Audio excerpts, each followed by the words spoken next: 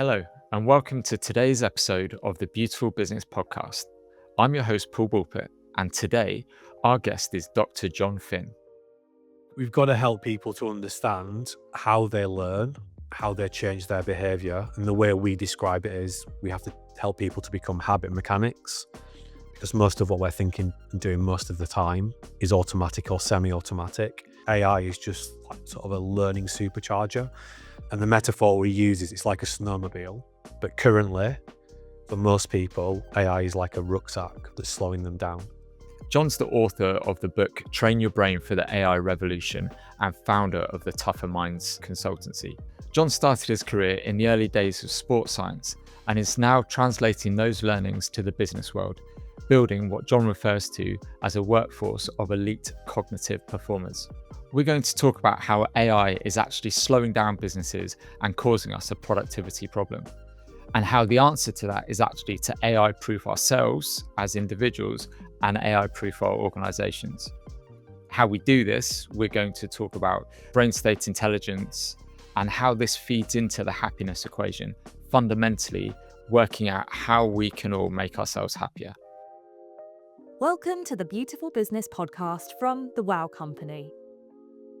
If you're growing a UK business with a team of 8 to 80 people, you're in the right place. Every fortnight, we share honest conversations with brilliant business minds, exploring the realities of leadership, the challenges that come with growth, and the practical ideas that make a real difference. From purpose to profit, people to process, this is your space for fresh thinking and down-to-earth inspiration.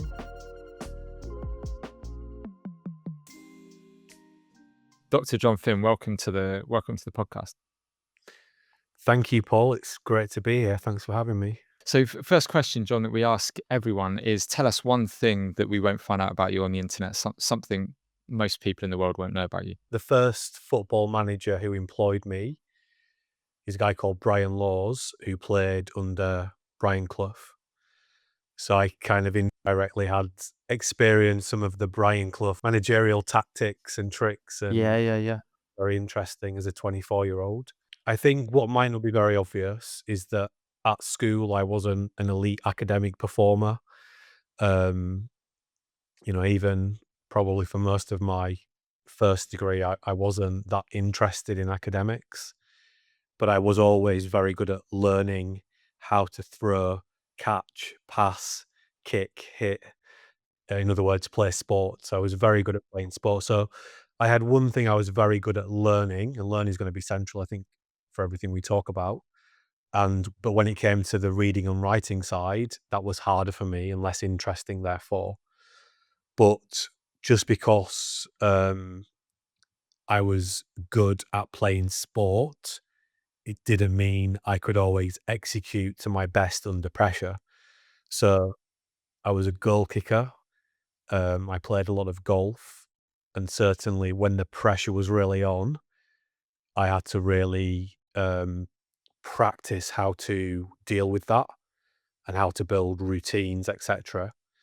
So in a way, all my life, or from a very, very young age, I've been learning how to either execute the skills that I've learned, or to actually learn things that I found difficult to learn, if that makes sense.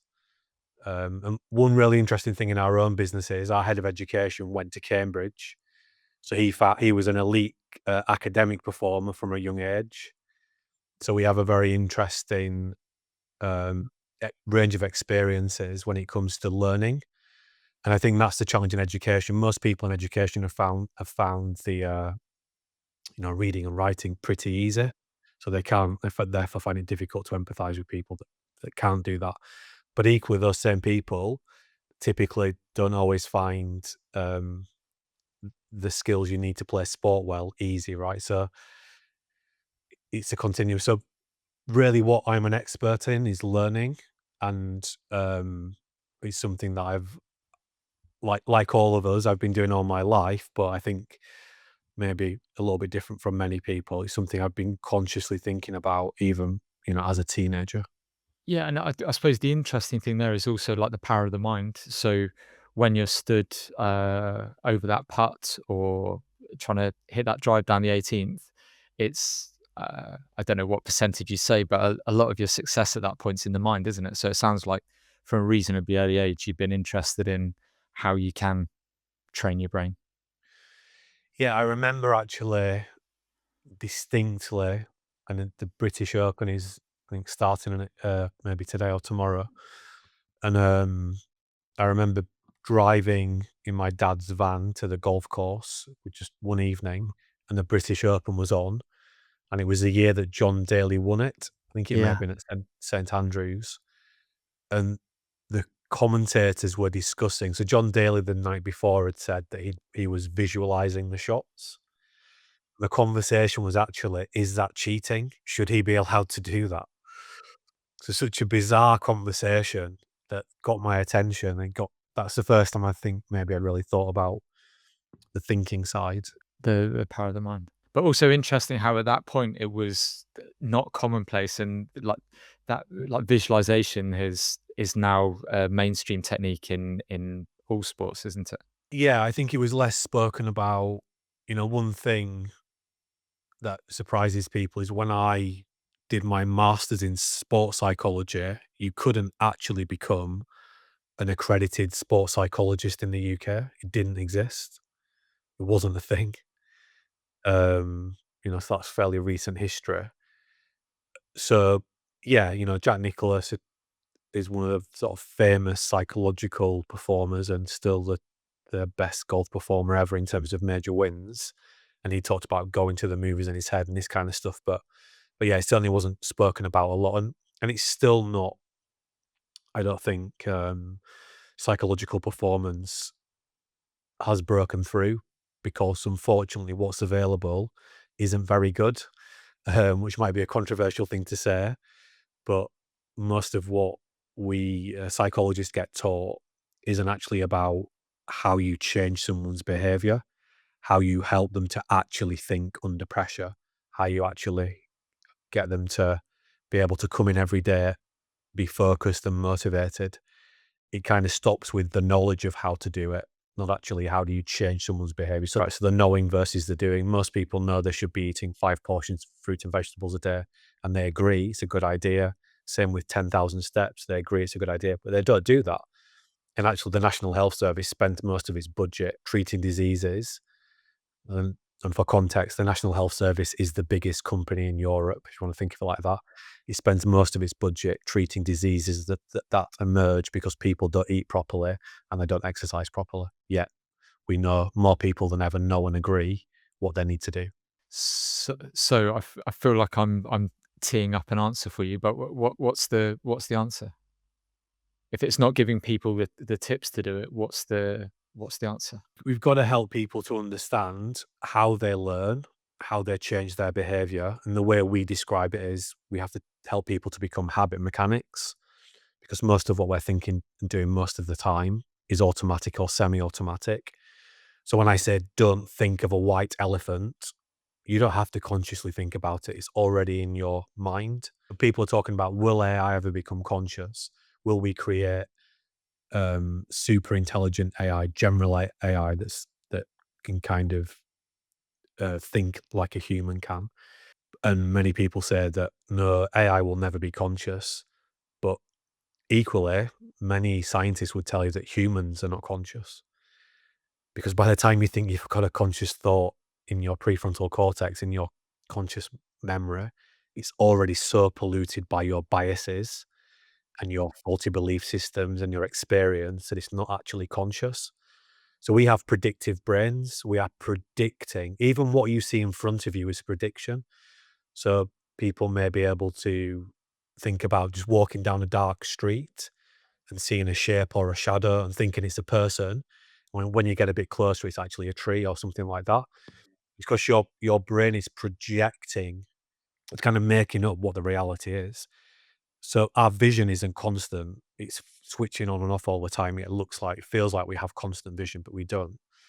So the automaticity of our brain is really important to understand uh, when we think about AI and what AI can do, what it can't do, versus what humans can do, what humans can't do.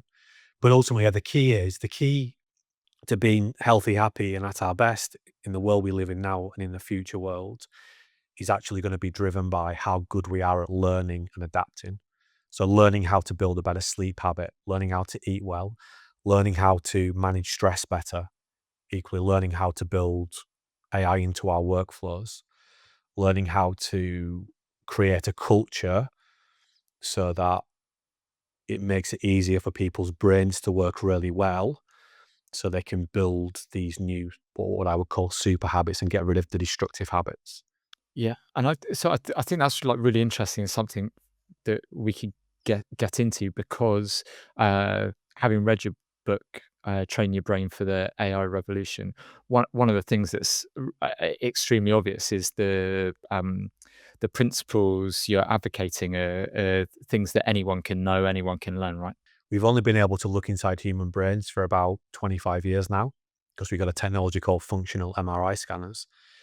And just some of the very basic things about what we thought, how we thought brains worked were faulty assumptions. So we've had to work. I was really lucky that when I did my master's, the people I studied with were taking that research from the functional MRI scanners, which was actually in French, because the French government had decided to invest en masse in Oh, this wow. technology. Yeah. And we were hearing about words like neuroplasticity for the first time, that actually our brains might not be fixed. They may be changing. They're adapting to what you practice thinking and doing. And my mission has been in that period is to understand how do brains actually work? What are the instinctive things they make people think and do? What is the behavioral science we can use to help people to instinctively think and do more helpful things, and then build that into training programs that can be taught to C-suite, to employees, to sports professionals, to parents, to children, to teachers. Um, and that's the journey that I've gone on. And I suppose the quote write-up of that is The Habit Mechanic, which is my first best-selling book. But then more recently, over the last 12 months or so, we've seen how AI is actually going to be transformative for behavior change. And therefore, that's why we wrote Train Your Brain for the AI Revolution, to show people how they can start using that tech to change their behavior. How did you go from the sporty teenager to ending up here looking at human AI performance psychology? So yeah, I got advised to study something at university that I would find interesting, and sports science was available. And so I did an undergraduate essentially in sports science. So I studied nutrition, physiology, motor control, and psychology. And I really got into the psychology. I found it fascinating because I could connect back to these goal kicking experiences, golf experiences. And then I did a master's in sports psychology. I actually went to work for a technology company called Prozone, that was the first company to measure what players were doing on the field, how far they were running, how many passes they made. I then also went into academia, so I went to work at Carnegie, which is Leeds Met's old sport and exercise science school. So you kind of got Loughborough and Carnegie. They're the big sports science institutes in the UK. And I taught there, taught sports psychology, motor control. I did my PhD there. And I got really interested in this transition in professional sport between being the best of the best teenage footballer, if you like. So when you were 18, you were going to get signed on a big first team contract. And my hypothesis was the main effect variable, the most important thing for having a successful transition wasn't how physically good you were, wasn't how technically good you were. It was your psychology. And it was your ability to, one, turn up every day, keep working hard, keep learning, keep developing, and then two, being able to perform under pressure. So if you look at the brain and think, well, how do you explain that in the brain? The core construct is what neuroscientists would call emotional regulation, or social scientists would call self-control. So I did my PhD to investigate the role of emotional regulation, self-control in that transition, and to explore how important it was, but also if young athletes could develop it. And actually, the third study of my PhD was a cricketer called Johnny Bairstow, Right. and he was 18, and he was in the first year of his first professional contract at Yorkshire. He wasn't even a wicketkeeper then. So I spent a year just with him, basically interviewing him and seeing what were the challenges, what were the difficulties. But then coming out of that, I had this rich background in professional sports. I got this opportunity to go work for the Haberdashers, who were a livery company in the City of London, and they employed me as a sports psychology fellow when that became a performance psychology fellow at their Monmouth schools, which are like, people call them the Welsh Hogwarts. So it's like these private school group in just border between England and Wales. And my remit was to infuse performance psychology into the schools so that we could expose young people to these skills from a very early age so they could benefit. Um, that was in the build up to the London 2012 Olympics. It got a lot of media attention because it was unique. Other schools wanted to do that. So we ended up in London, and then we worked with parents because if the kids are going to do it, it's important their parents understand how to do it as well as the teachers. And then they said, "Can you come into our businesses and do this? Because this is much better than any training we're doing at work." So that took us into the City of London, and then that took us to the States. So my journey went from elite professional sports into education, into business, and the program is all based on the same principles, how brains work and how to change behavior. And then what emerged out of that was the habit mechanic program, where we started to train people in our methodologies, to train up coaches, etc., certified habit mechanic coaches, for example. And then we had a very basic equation in terms of, if you want to help people to be healthy, happy, and at their best, you need to help them to understand how their brain works, what they're currently doing, which bits of that are helpful, which bits of that are unhelpful, and then we've got to train them how to use behavioural science so they can actually change their behaviour. And that, by doing that, you became a habit mechanic. And by helping others to do that, you become a chief habit mechanic. Then AI came along, and essentially it's just a third part of that equation. So got to, if we want to help people thrive in the AI era, we've got to help them to understand how their brain works, more important than ever, because we now have technology that works like our brains. That's why this new AI is so powerful, because it's built on neural networks. It mimics how our brain works. Got to teach them how to change their behavior, but then we can show them how to use AI to supercharge that process. So AI is not just about getting your work done faster. It's about helping you. It can help you to build a better sleep habit, a better stress management habit, become a better leader, become a better parent. So for us, AI is just like sort of a learning supercharger. And the metaphor we use is it's like a snowmobile.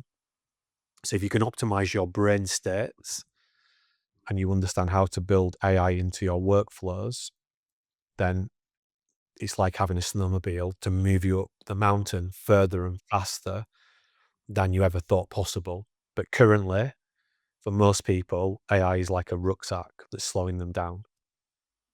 Okay, so this is like something really interesting that I took from your book, and I think this snowmobile versus like backpacks a really useful analogy.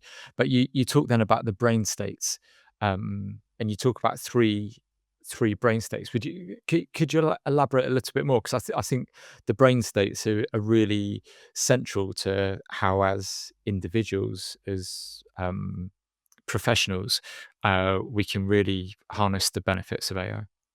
Yeah, so brains are complex. They're the most complex technology in the known universe. Our brains have they have over 1 trillion moving parts. We can't understand what that even looks like. We don't know. We can maybe think of 100 things or 1,000 or, even 10,000, but 1 trillion is beyond what we can So even what are the trillion moving parts? I'm not asking you to name each one, obviously, but like what Well, is that broadly made up? we have about 100 billion neurons.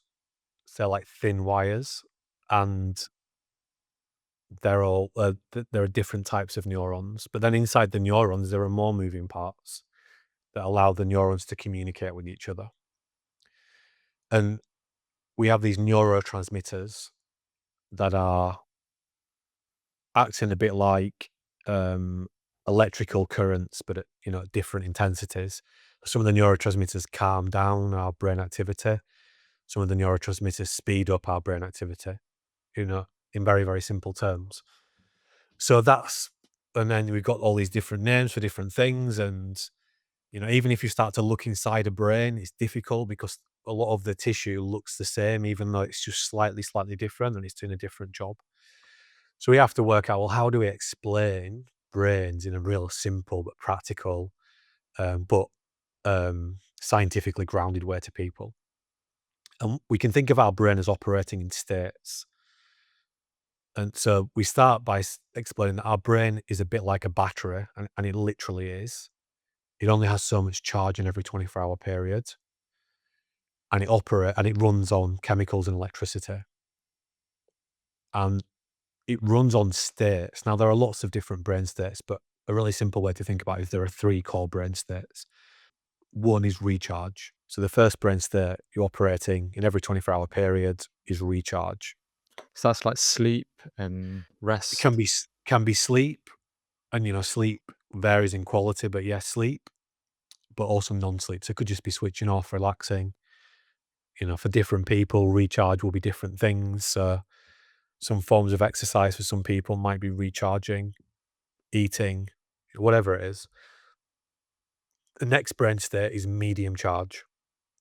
So the medium charge brain state is where you're doing routine, automated, um, mundane tasks. You're not having to use a lot of brain power. Okay, so like process-driven work, replying to emails, so on. Yes, replying to emails, that kind of stuff. So the stuff that AI is really good at doing. And then the third brain state, and it's the stuff you've learned, right? So you've kind of hardwired it into your brain, so you don't have to think too much about it. The third brain state is the high charge brain state. This is where we're really focusing, we're thinking hard, we're doing mentally complex work. We're really thinking, make sure the sort of work that can make your head, your forehead, feel like it's hurting. The kind of work you can't do with a hangover is a reference people get, right? We've learned that when people are really nailing it on a work day, their brain state profile, it looks a bit like an arrowhead or a pyramid. The base layer is recharge. In a 24-hour period, when people are really nailing it, people might be spending 9, 10, 11, sometimes 12 hours recharging, sleep and non-sleep. The next level up then, if people are really nailing it, they might be spending 7, 8 hours doing medium charge. So that's not just things you do at work, it's stuff you do outside of work as well. And then that would unlock maybe 4 to 5 hours of high charge, high impact thinking. Most people are not doing that. Most people's brain state doesn't look like that, or brain state profile, because they're jumbling all their states together. So when they think they're recharging, they're typically doing medium charge because they're scrolling, they're going, their brain's going, right? Often when people think they're doing high charge, they're actually doing medium charge. So they'll be breaking off task, checking their email, checking their phone. So what actually happens is most people have a brain state profile that looks more like a cross. So the big dominant middle part is the medium charge brain state. There's a tiny bit of recharge at the bottom and barely any high charge, if there is any, at the top. This is a disaster for health, happiness, and performance. And we can see that people are doing less well than ever before from a health, happiness, performance perspective. In the UK, if we just look at data, our productivity is way down, and it's been going down since sort of the late 2010s. Our mental health figures are going through the roof. 20,000 people a month being signed off on sick with anxiety and depression. Many young people completely disengaged. So the world we're living in has conditioned us to have this sort of we call it the cross the bear profile. Where there's not enough recharge. Can actually connect the brain states to our happiness equation. So for me, happiness is very simple. Just takes three things. One is getting your brain working really well, which means good sleep, good diet, good exercise. So predominantly recharge activities and also good social connectivity. That's harder to do than ever before. People's sleep is down, they're eating rubbish, they're not exercising enough for healthy brain function. We're designed to walk about 12 miles a day. That's what anthropologists look at our body, and that's what it looks like it's designed to do, move around. Now, we're not saying you need to walk 12 miles a day, but we need to understand what we're designed to do, right? When we move around, we get smarter because we release essentially a protein in our brain called BDNF, which is like a fertilizer for our brain. But anyway, so step one is you've got to get your brain working well. That's harder than ever. So it's harder than ever to do recharge, harder than ever to get your brain working well. The second part of the happiness equation is you've got to let your hair down. You've got to have some fun. You've got to have hedonic experiences. That's very medium charge dominant. That's easier than ever. Social media, buying things without even paying for them, put it on credit, get as much junk food as you want, binge as much TV as you want, stay up as late as you want, work from home or whatever. You don't have to leave the house anymore, right? Um, so that's easier than ever to do, but it's an important part of the equation in balance. The final part of the equation is feeling like we're learning, we're growing, we're making progress in our lives. And that's a high charge activity. That's harder than ever for people to do, predominantly because they're not doing enough recharge and their life is too dominated by medium charge. So it's So actually like a circular thing where that recharge. So is the recharge the cornerstone? Because presumably, however much you want to do the hard charge stuff, you can't if you've not done the recharge. I was just speaking to someone on Friday, someone who'd attended one of our live training sessions. And she was interested in that bringing us into her business. And she was saying in that first live session, I'm a real skeptic about this. I don't use any of these tools. And when I spoke to her on Friday, she'd used ChatGTP, I think, for some high charge work. And I said, how much time did it save you? And she just said, at least one day, which, she's talking about an hour, it's working for an hour, right? Save one day straight away.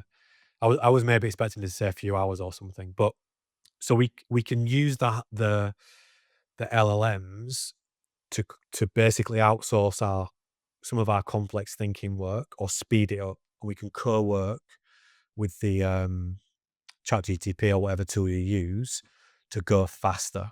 Yeah. So with that person, I'm curious. What was the tipping point? So from someone that said, "Oh, I don't use these tools," to someone that's spent an hour to save a day's worth of time. Well, I think just explaining what we're explaining now, she came to a presentation where we talked about this, consumed some of the material. So I think she'd done our free mini course that we have on our website. Many people are going what psychologists would call, it's a very technical term, mad dog. The people that I meet who know most about AI have never actually used it before. They're absolute experts on what it can do, what it can't do, what it's good at, what it's not good at, the mistakes it makes. And when you dig into it, they've never used it. Well, Because it's massively threatening. So our brain's primary rule of operating is to save energy. That's why it turns everything it can into an automatic or semi-automatic process, in other words, a habit. The second rule, which is connected to the first rule, is survival. So it's looking all the time for threats, for problems. And AI is a massive threat. And this is why what we're focusing on right now is helping people to become AI proof. So I think in short, the lady I'm talking about, she understood she can become AI proof and actually start to use the AI to help her, not to compete against her. Sort of the basic of helping people to be healthy, happy at their best. If there's a threat, that's a big problem. So basically, right now, for most businesses, AI is actually slowing down their business, even if they've invested a lot into the tools, because people are threatened by it, and therefore it's draining cognitive capacity, and it's stopping them being able to. It's making it even more difficult to get into the high charge brain state. So, and you can see that in the data, most businesses are not getting return on investment from AI. So we've first of all got to prioritize AI proofing our people. How would you go about setting up your organization for success with AI, and what would you do first? So we think the key, and we're starting to work with businesses on this now as they roll out their bespoke AI systems. The key is to create brain state intelligent cultures. That means that the number one priority in your organization is to help your people get brain state intelligent and to make it as easy as possible for them to balance those three brain states. Because what we actually want is the businesses that are going to win will be those that can move fastest and adapt quickest. So they will be full of people who can consistently get into high charge brain states daily. Now, what we're seeing before, I said that when people were really nailing it, they could maybe do 4 to 5 hours of high charge, high impact thinking every day. With AI, that's being extended. And what we're seeing now is you can probably do 7+ hours of high charge, high impact thinking every day Wow. if you're really nailing your brain state management. So we've got to equip people with with the knowledge and the skills to be able to do that. We would call it, helping people to become AI proof, but the process is training people to become AI edge habit mechanics. Is how we now frame that. But even so, you say 4 to 5 hours of the high charge brain state activity, uh, but we've got this cross to bear profile where most people aren't even achieving 4 to 5 hours. Most people not even achieving 1 hour because they're so overwhelmed. They're busy. They're busy. They're busy. But if the cornerstone is the recharge piece, as a leader of an organization, how do you mandate how people sleep or eat or um, spend their Yeah, time it's otherwise? very, very interesting, isn't it? Before the pandemic, um, some of our clients were kind of really nervous about even speaking to their people about sleep, for example. And then literally a few months later, they were asking them to work from their bedrooms, right? So I've said for a long time, the biggest asset in your organization is your people. I don't think that's correct. The biggest asset in your organization are your people's habits. In other words, their brains. And because people are different from their habits, because we all know people that are really well intended, they're very kind and they're going to do the best and they're going to do it and they'll definitely do it, but their habits get in the way. So we got to separate people from from their automatic behavior. So if we want to help people to turn up for work more recharged, there's lots of things we can do. We've got to get the 9 action factors working for us, which I don't know if we'll have a chance to go into that today, but the first factor that I would be thinking about is giving people the knowledge and the skills, um, showing them how they're about their brain states, how they work, giving them tools to get them working better, including, one of the tools we've got is the diet, exercise, sleep, what we call SWAP plan, self watch, make a name, make a plan. So every day you've got a mechanism to give you a better chance of sleeping well, eating well, exercising properly, and so on. Getting people using the willpower story, getting people creating their future ambitious, meaningful stories. So you've got to equip people with the skills. So this is like a new language, Paul. So it's almost like me saying, I think the most important thing for a business in the AI era is that everybody can speak English. But what I'm saying is, I think the most important thing is that everybody can speak brain state intelligence. It's like training people on a new language so they understand themselves in a different way. And then we can give them the skills to take more control, but we can also create our culture, set our culture up so it cultivates more super habits and makes it easier for people to destroy more destructive habits. It's not the people that are the bottleneck to businesses getting the return on investments from AI they were promised. It's people's habits. That's the bottleneck. Yeah, and just to go back to the bit you said culturally, actually making a load of those recharge habits culturally accepted around sleep and exercise and diet, etc. That would be really interesting. And I guess your other point there is to have the common language that people can use culturally to talk about the brain states. Going back to this example of someone leading a like business with 50, 60 people, what are the most common mistakes that you see people make? Possibly like the most well-intentioned mistakes, but what are the most common mistakes you see people making? We break leadership into 4 components. We've got the role model, the what we call the swap coach, the cultural architect, and the action communicator. There are multiple habits that sit beneath that. And then we have our 9 action factor model. But at a high level, what are some of the mistakes they make? Confusing knowing with doing. Imagining that just by telling people and educating them on something that they'll be able to then go and do it. And everybody agrees and say, yeah, I'll definitely be doing that. They don't because they're running on habits. Trying to, kick off, for example, AI proofing everyone with a big open session. That's destined for failure because in the open session, there'll be people who are really keen, but there'll be people that are not keen. And you just give them the fuel to sabotage. So actually what you really want is to give a small group of your people in-depth support and coaching so they can actually get some change and get some case studies. And then when you do that big kickoff presentation, you've got those change champions, co-presenting. They're already on the shop floor.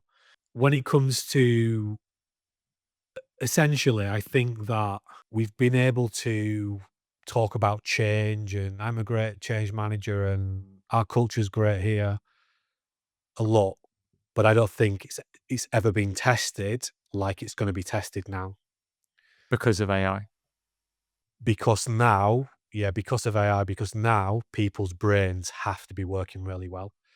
What is basically happening?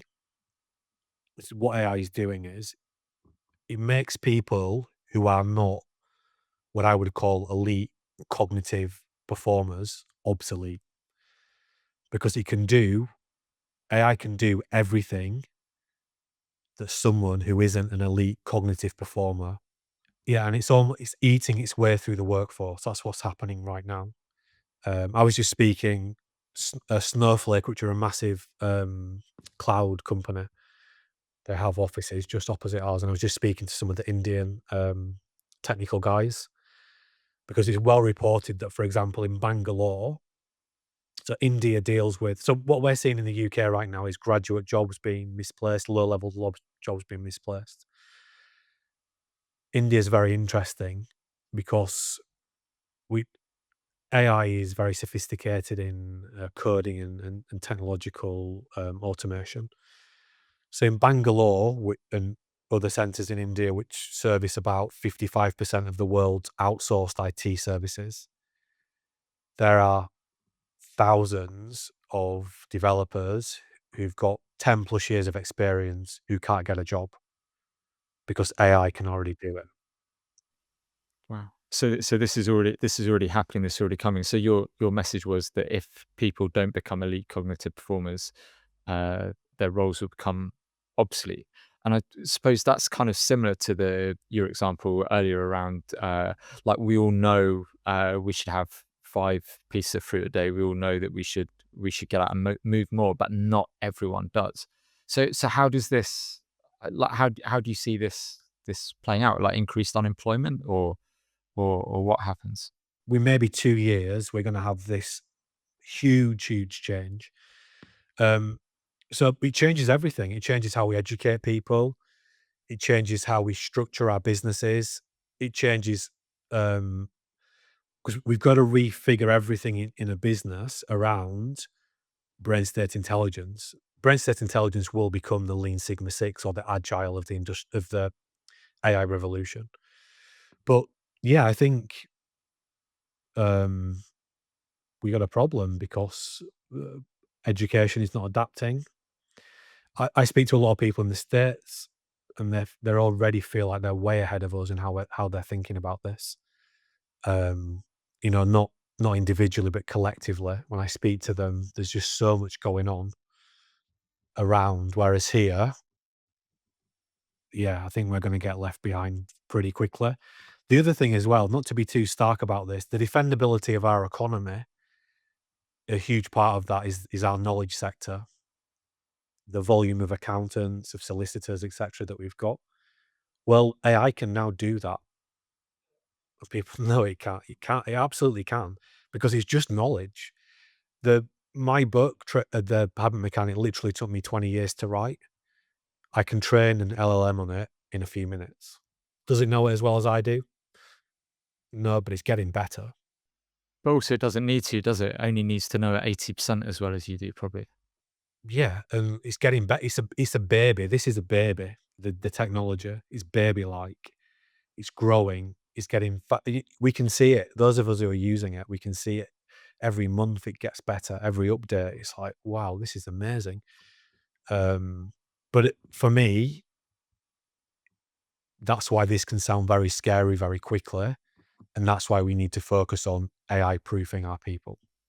Yeah, and AI proofing our businesses, right? There's people that run accounting firms, solicitor firms, agencies, consultancies listening to this who are having the same thoughts. And I suppose like what but hopefully trying to figure out where the opportunities lie as much as where the threat is. And I think that's it, Paul. So the answer to your question is, what does the future look like? Well, it's what we make of it. It's what we create. We can create the future, but we can only create the future if we're elite cognitive performers. And I think, broadly speaking, there'll be three core roles that emerge.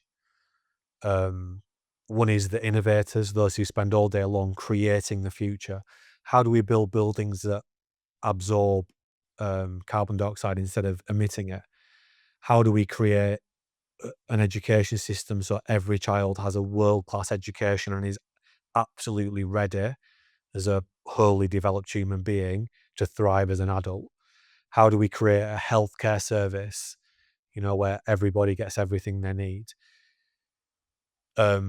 So they'll be the innovators. Then there'll be the automators. They'll be working out, well, how do we build the solutions to deliver on that, both the software and the hardware? Because we're not even seeing the robotic AI yet. I mean, Amazon actually have big percentages of their warehouse workforce and are robotics, right?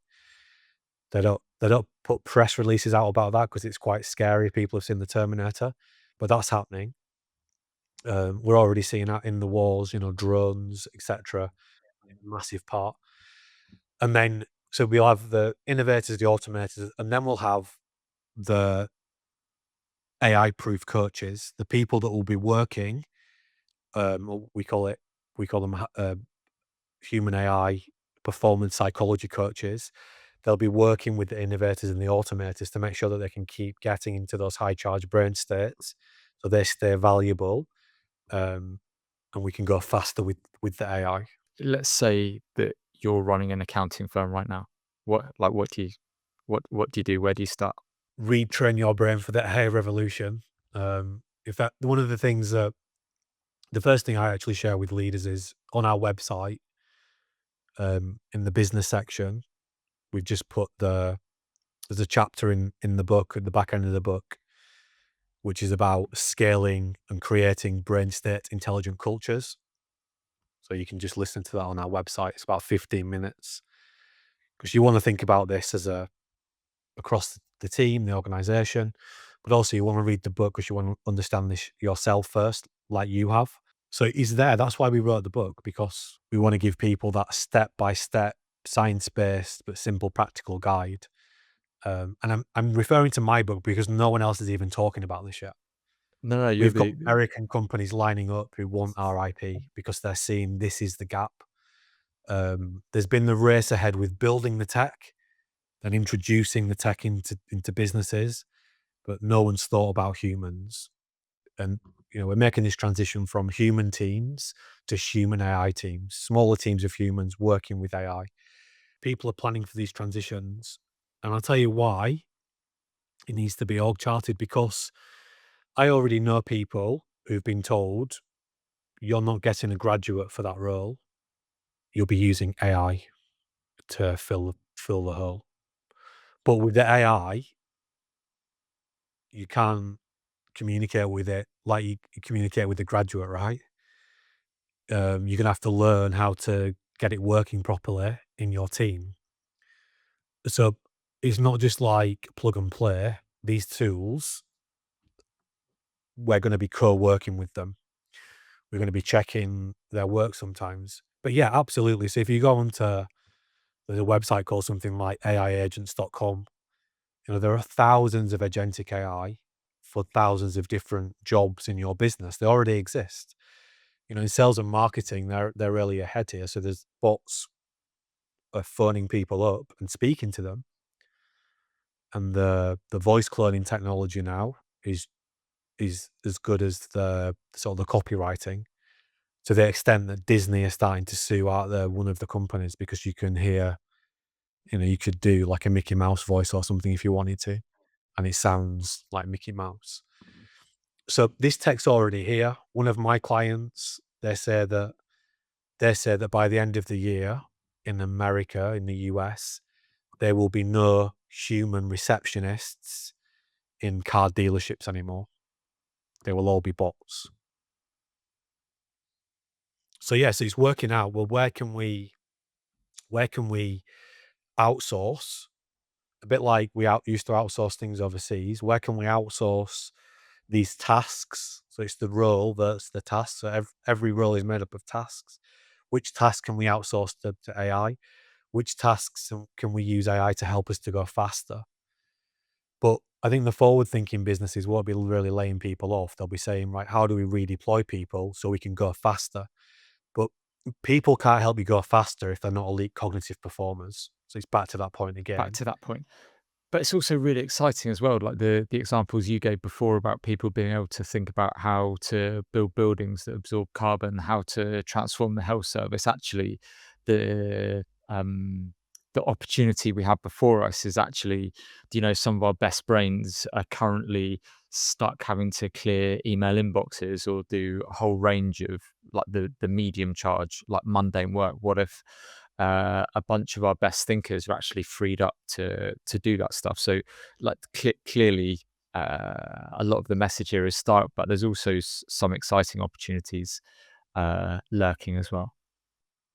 Yeah, and it's not just freeing up the time, it's creating the right habits. That's the difference. But yeah, if you look at the potential is look at professional sport, just take professional football in the UK or in England, the Premier League. You've got Gaza versus Cristiano Ronaldo. That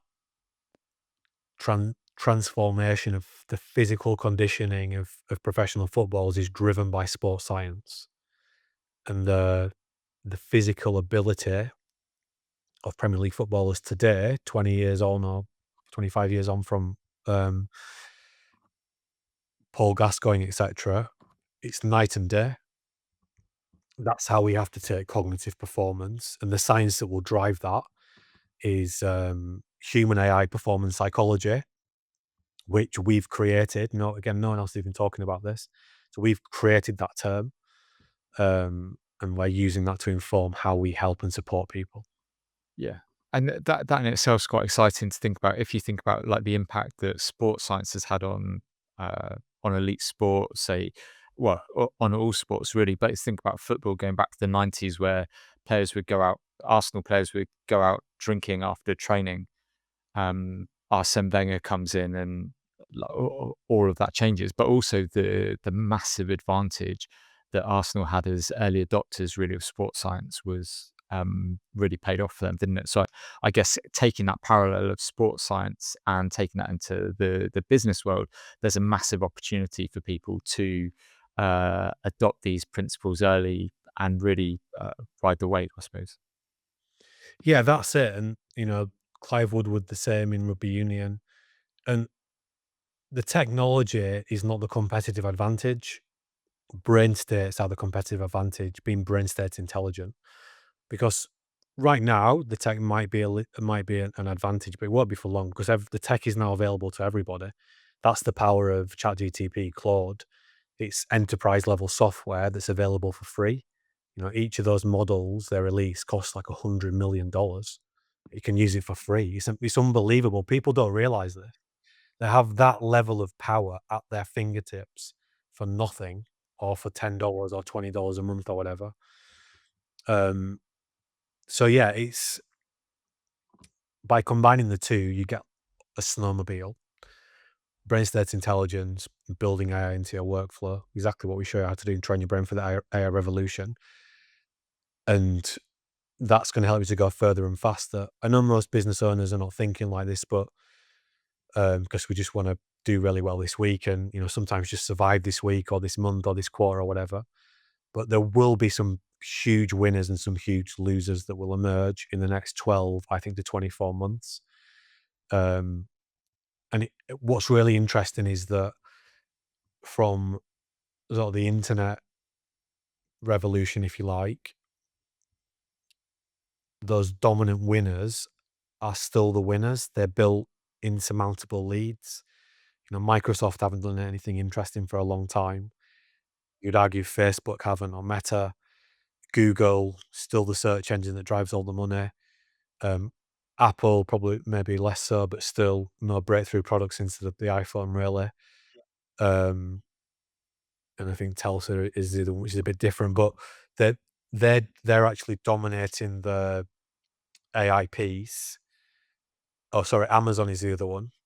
Excuse me, and because they're built in this inassailable advantage off the last sort of technological revolution, but they're investing so much. So Mark Zuckerberg just signed on the one of the lead Apple AI people last week for 200 million sign-on fee. When which other point in history has anyone ever done that? Yeah, yeah, yeah. They haven't, and that shows you what's up for grabs because they get it. They get that splashing out even $1 billion or so on labor is the cheapest investment they will ever make if they can win the race. Um, so for smaller businesses, it will be the same. I can see some very established businesses going out of business quickly if they don't get their head around this. We're already seeing that to an extent with sort of the electric vehicle revolution, which is a good sort of parallel here. I think is it Honda or one of they were merging, weren't they? And one's in real big trouble. These are giant industrial machines, and they're really struggling. So yeah, things are going to move quickly, but I want to. I think like if you want to have a high performing team, a high performing business, the number one thing you need to build is trust. AI is currently killing that, and that's why we have to show people that they are or they can be AI proof. Because once you're AI proof, Sorry, why is it killing trust? Because of the threat of AI replacing jobs. yeah, exactly that. And because it's everywhere, AI is going to replace my job. Um, and trust when you not when you don't trust, it's because you feel threatened. And when you feel threatened, it wipes out your high charge brain state capacity.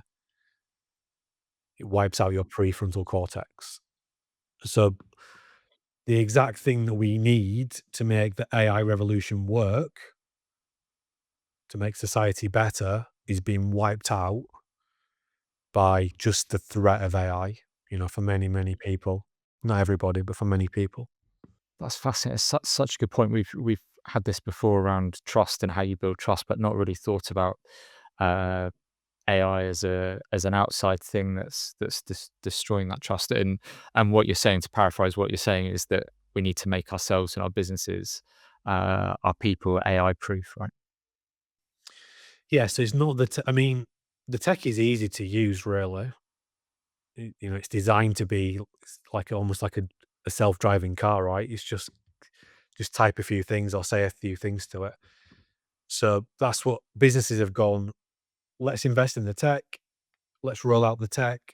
Let's do some chat GTP training or something. They haven't even thought about what we're talking about in this podcast. Yeah, that's the most important thing. Um, because the AI revolution is going to be built on habits. And if it's going to be successful, we need our people to have lots and lots of super habits that help their brain states to function really well. So Amazing, John. I think that's a great point to bring our conversation to a close. We'd obviously recommend anyone listening to check out your book, Train Your Brain for the AI Revolution. I did it. It was I actually listened to it as an audiobook. It was 4 hours, and um, but it blew my mind. I'm going to go back and do it again and dig into some of the other chunks. Any final piece of advice for anyone listening to this? Anything we've not covered already? well, lots of things we haven't covered, but yeah, well, you know, the book is there to do a job, right? This is not just sort of one idea repeated 10 times. It literally isn't it? It's an end-to-end program. So if you're interested in this, then yeah, that's the place to go. Train your brain for the AI revolution. You can go even deeper with the habit mechanic. A few questions we ask all of our guests. So this is obviously the Beautiful Business podcast. We're focused on working with people, inspiring people who build businesses with purpose. What does beautiful business mean to you? I think it means a team, a business that's full of healthy, happy, high-performing people, and therefore that means that their brain state intelligent, um, their habit mechanics, and when you get that right, that's actually how you get an engaged workforce that are performing, their socks off, and they're able to do meaningful work every day that makes them feel good about themselves, but it makes the company actually, achieve its goals. Doesn't mean that we need every second needs to feel brilliant, because that's not life. We have to strive, we have to strain, we have to struggle and push, and then we get those bigger wins, and that's how we feel good. But I think people's energy levels are so low that they just really struggle to do that at the moment. And maybe thinking ahead to maybe the next 10 to 15 years, someone building a beautiful business, what strategic advice would you give them today? I think that we have to think of brain state intelligence as the language of our business. And it's a language that everybody needs to understand. It needs to be part of how we induct people. And it just is thread throughout the business at every single level. Because if you get people brain state intelligent, create a culture that harnesses that, then you're going to win. We don't really know what the next even 2 or 3 years will look like, never mind 10 to 15. I mean, essentially, the things that we're teaching children in school now is pretty useless, really. Like right now, How we but teach it, how we measure that knowledge. Yeah. yeah, how we're doing it, what teachers are spending their time doing, we can automate a lot of that. So we're not just talking about a few little things we need to tweak. I think pretty much everything we're doing is questionable, and it's becoming more questionable every day because the tech is moving so quickly. But again, we can get control by understanding brain state intelligence. How our brain actually works? What is it designed to do? What can we do to get it working in a way that makes us healthier, happier, at our best more often? How do we create a culture that makes it easier for our people to do that in a way that aligns with their own goals, but also our business's mission? John, this has been Absolutely fascinating conversation. I don't feel like we've even scratched the surface, but I think you given me and everyone listening plenty of food for thought. There's some actionable insights in there. I think the message about habits, brain state intelligence has come through loud and clear, but also really fascinated by your point about trust and actually how, like, if the most important foundation to a high performing team is trust, and that's actually been eroded at the minute through this existential threat of AI. So thank you so much for giving your time. Thank you for sharing, and I really encourage everyone to go out and get a copy of your book or listen to the audiobook. Thank you. Thanks for having me. Thank you for listening to the Beautiful Business Podcast. If you've enjoyed this episode, then please remember to subscribe and leave us a review. For more advice and practical tips on what it's really like to build a beautiful business, visit our content hub at wowco.uk/hub or check out the link in the show notes.